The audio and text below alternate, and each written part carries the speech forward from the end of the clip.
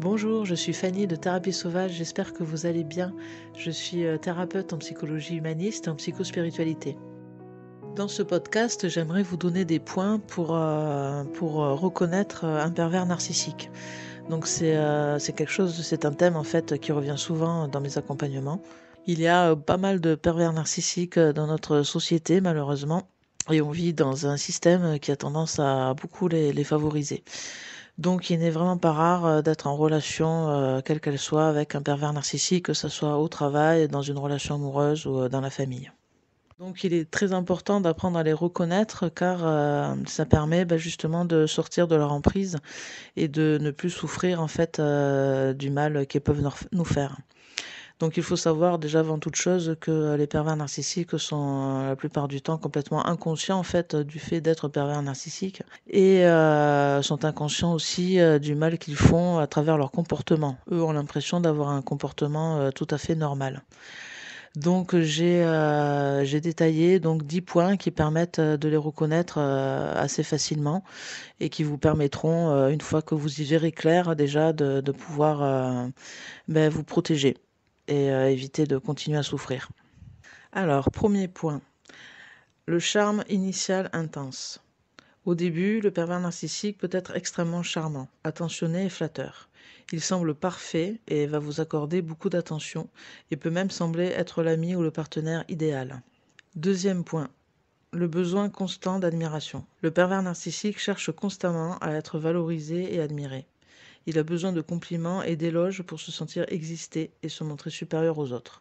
C'est aussi une des choses qui va pas mal vous pomper d'énergie. Troisième point, l'absence d'empathie. Il montre peu ou pas d'empathie envers les autres. Il ne se soucie pas vraiment des sentiments ou des besoins des autres et il peut être insensible à la souffrance d'autrui. C'est un point un peu plus dur à discerner car il y a pas mal de pervers narcissiques qui se font passer pour des gens très bienveillants et justement très empathiques et ou même carrément hypersensibles. Donc c'est à vous d'arriver à distinguer si c'est un personnage, si c'est un masque qu'il porte ou si son empathie vient vraiment de son cœur. Quatrième point, manipulation et contrôle. Le pervers narcissique utilise diverses tactiques pour manipuler et contrôler les autres, comme la culpabilisation, une de leurs grandes spécialités, le mensonge ou le chantage émotionnel. Il peut déformer la réalité pour faire croire aux autres qu'ils sont fautifs ou faibles. Et ils sont vraiment très forts dans ce domaine, surtout dans le domaine de la culpabilisation, ils sont assez forts.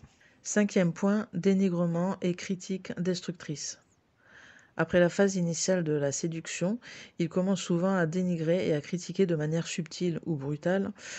Il peut utiliser l'humiliation ou les remarques blessantes pour diminuer l'estime de soi de sa victime.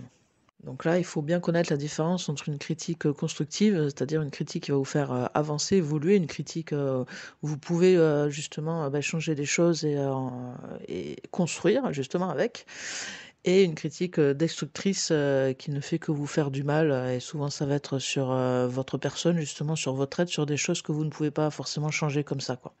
Sixième point, incapacité à accepter les critiques. Il réagit très mal aux critiques, même constructives. Il peut devenir agressif ou faire une crise lorsqu'il est remis en question.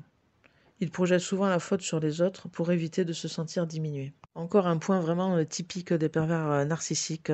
Si vous voulez tester des personnes autour de vous, vous pourrez voir qu'ils ne supportent pas les critiques et que ce n'est absolument jamais de leur faute. Septième point, isolement de la victime. Il essaie souvent d'isoler sa victime de ses amis et de sa famille pour mieux la contrôler. Il peut semer la discorde, créer des malentendus ou dénigrer les proches de la victime pour qu'elle se détache d'eux. Donc même si au début de la relation il fait mine d'apprécier vos amis et votre famille, vous verrez qu'au fur et à mesure, quand vous serez de plus en plus sous son emprise, il finira par dénigrer tout le monde et par vraiment, oui, semer la discorde et vous isoler totalement. Comme ça, vous serez encore plus sous son emprise. Huitième point, la double face. En public, le pervers narcissique peut se montrer charmant, sociable et apprécié, tandis qu'en privé, il révèle son vrai visage en étant cruel, dominateur et méprisant.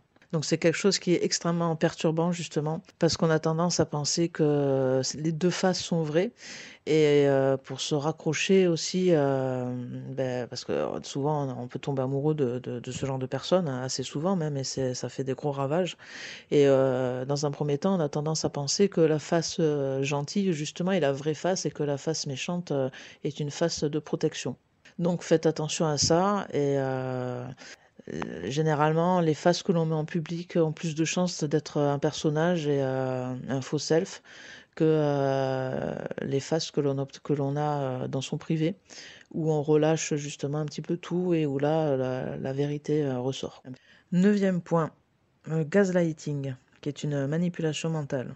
Le pervers narcissique utilise souvent cette technique pour faire douter la victime de sa réalité, de sa mémoire ou de sa santé mentale. Il peut nier les faits, déformer les événements ou dire que la victime exagère. Donc encore une forme de manipulation assez classique dans les relations avec un pervers narcissique. 10e et dernier point, l'absence de remise en question. Il est incapable de se remettre en question ou d'assumer ses torts.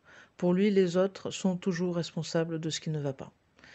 Donc ça, c'est complètement typique aussi. De toute façon, tous ces points sont typiques des pervers narcissiques. L'absence totale de remise en question qui, pour lui, est associée à une destruction en fait psychique, quoi. Dans sa construction psychique, le pervers narcissique ne peut pas avoir tort. Il a toujours raison, il fait toujours pour le mieux et les problèmes viennent uniquement de l'extérieur. Donc ce type de raisonnement l'empêche complètement d'évoluer, de se remettre en question et fait que c'est pratiquement, comment dire, c'est pas vraiment une pathologie, on pourrait dire que c'est incurable, mais un pervers narcissique l'est vraiment de nature, quoi. Donc c'est pratiquement impossible de les changer. Donc je vais pas dire impossible car tout est possible pour les humains et dans ce monde, mais essayer de les changer, espérer qu'ils vont comprendre les choses, prendre conscience des choses. Bien souvent, c'est se leurrer, perdre du temps et se mettre encore plus en danger dans la relation. Donc voilà pour ces 10 points. Donc si vous êtes en relation avec une personne qui a au moins 8, on va dire, de ces 10 points, vous avez de fortes chances, très fortes chances pour que ce soit un pervers narcissique. Donc protégez-vous, essayez de vous éloigner de cette personne un maximum, de ne pas rentrer dans son jeu, de ne pas montrer vos faiblesses et de ne pas tenir compte en fait des choses négatives qu'ils peuvent dire sur vous. Mettez un petit peu entre parenthèses tout ce qu'ils vont vous dire déjà pour commencer à vous protéger. Je ferai d'autres podcasts sur ce thème des pervers narcissiques car c'est quelque chose qui revient pas mal en séance et je pense qu'il y a une grosse demande à ce niveau-là. Voilà, donc c'est tout pour ce podcast. Je m'arrête là. Donc je vous remercie pour votre écoute. Si vous avez besoin d'un accompagnement psycho-émotionnel et psycho-spirituel, n'hésitez pas à me contacter sur therapiesauvage.com. Merci pour votre écoute. Au revoir et à très bientôt.